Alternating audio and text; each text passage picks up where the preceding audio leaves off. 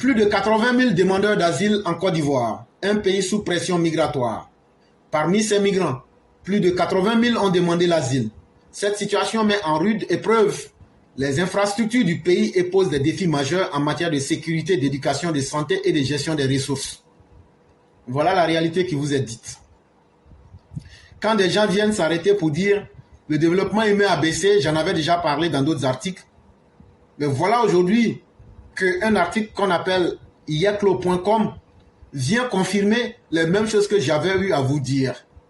On dit aujourd'hui là, il y a plus de 80 000 demandeurs d'asile. Il y a plus de 80 000 personnes là, eux veulent demander à venir vivre en Côte d'Ivoire. Et quand ces gens-là viennent là, ça fatigue nos infrastructures de sécurité.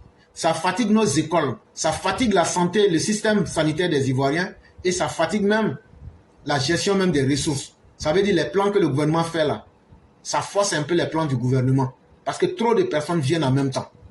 Selon Ahmed Tiekoura, expert au Bureau national de la veille prospective de Côte d'Ivoire, les migrants proviennent principalement du Burkina Faso, 56%, du Mali, 19,8%, de la Guinée, 5,8% et du Bénin, 2,7%.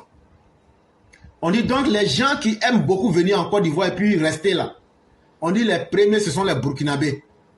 Quand on prend la liste de tout le monde là, eux seuls ils représentent 56% des gens. Après eux ce sont les Maliens qui représentent 19,8%.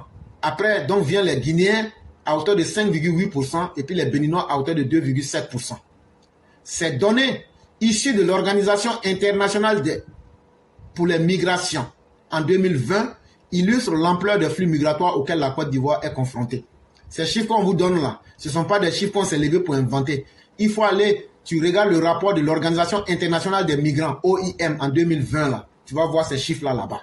Donc quand on te dit tout ça et que c'est clair là, et que vous êtes des États pauvres, apprenez un jour à vous calmer et à être un peu intelligent. Hier, il y a un Burkinabé qui a dit comme ça que depuis qu'eux, ils ont quitté la CEDEAO, que les Ivoiriens sont très fâchés. C'est là que je lui ai demandé, j'ai dit, mais la CEDEAO là-haut, quand vous êtes quitté là-haut, vous êtes parti avec tout ce qui faisait que vous... Quand vous êtes quitté là, c'est nous on court derrière vous, non? Bon, ce qui fait qu'on court derrière vous là, il faut nous citer ça. Pendant pratiquement 30 minutes, l'idiot. J'ai dit, bon, comme tu n'arrives pas à citer clairement, moi je vais te dire que c'est même une bénédiction que vous soyez quitté. J'ai dit, il faut m'écouter. La CEDEAO là est en déficit de paiement des cotisations. Il faut me citer le nom des pays qui causent ce déficit là. La CEDEAO là, sur tous les pays là, il y a 3 pays là, eux ne payent jamais leurs cotisations. Le Mali, le Burkina et puis le Niger. Donc là, c'est ce qui fait que pour combler le vide là, la CEDEAO est obligée de demander l'aide internationale. Quand on a avec quelqu'un qui devient un poids et qui n'assume pas ses responsabilités là, est-ce que ce n'est pas un bonheur si cette personne nous quitte avec ses malheurs, sa pauvreté? Ça c'est un. De 2, il faut aller regarder les statistiques de ton pays en termes d'éducation. Il faut nous donner le taux d'analphabétisme dans ces pays-là. Les enfants qui naissent là et puis qui ne vont jamais savoir ce que c'est qu'une école primaire là. Il faut nous donner le taux. Vous produisez 80% des analphabètes de la CEDEAO. Les 3 pays là. Le Niger à lui seul là, au Niger, représente 90% d'analphabètes, etc., etc. Mais quand on vous met ensemble là, vous seul là, vous représentez 70% des analphabètes. Mais je dis, regarde ton comportement. Tu parles, on te pose des questions, tu ne maîtrises rien, tu ne connais rien. C'est le fruit de l'analphabétisme comme ça qu'elle a là. Bon, des gens comme toi, comme ça là-haut, si vous êtes beaucoup derrière quelqu'un là, vous allez lui créer plus de problèmes. Donc, on n'a pas besoin des analphabètes. Donc là, vous êtes parti avec votre analphabétisme là. Ça va nous aider à ce que le sous-développement ne puisse plus être une norme par laquelle on sera caractérisé. Et ainsi de suite. Donc, voyez-vous, malheureusement, ce sont ces ignorants, ces analphabètes-là, quand ils viennent et qu'on leur explique, les chiffres-là, c'est pas vrai. Mais quand on lui dit, bon, qu'est-ce qui te permet de dire que ce n'est pas vrai? Comme c'est un ignorant, là, il pense qu'on est dans un grain, comme le gars que j'ai rencontré hier, que j'ai bien fracassé. Ils te disent que c'est faux. Bah, tu lui dis, bon, comme c'est faux, là, toi, tu as quel instrument pour vérifier? Et non, c'est un ami, là, qui m'a dit ça. Mais tu es sérieux avec moi? Tu es sérieux avec moi? Moi, je suis en train de te sortir des chiffres des organismes de l'ONU. Ce que je t'ai dit, va vérifier. Et puis maintenant, tu viens me dire que c'est faux. Il dit, bon, finalement, on n'a pas à discuter. Laisse-moi t'instruire. Et donc, il faut mettre les cœurs en bas et puis je vais t'instruire.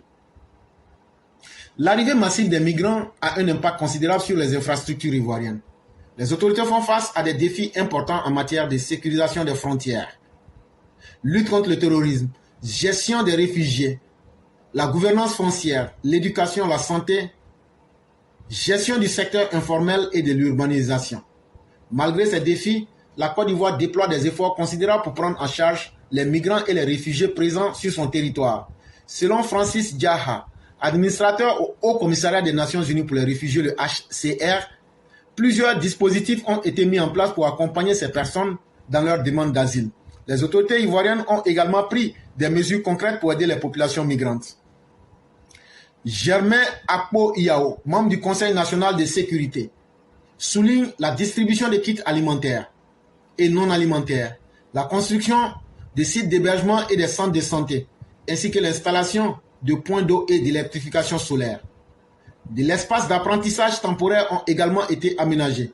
Face à l'ampleur des migrations et des défis que cela constitue, la Côte d'Ivoire appelle à une coopération internationale renforcée. La prise en charge des migrants et des réfugiés nécessite des moyens conséquents et une implication de tous les acteurs. La communauté internationale doit jouer un rôle crucial en soutenant les efforts déployés par les pays d'accueil comme la Côte d'Ivoire, le Bénin et autres. Et donc quand on voit un idiot au front aplati comme Ibrahim, l'homme à la gueule déchirée, renversé 7 fois, en train de vouloir se moquer de ces efforts-là, il faut croire que c'est l'hôpital qui se fout carrément de la charité. Mais toujours est-il que c'est le fruit de l'idiotie. Comment un idiot peut conduire un peuple idiot pour arriver à destination? C'est le cas de ces pays-là, malheureusement.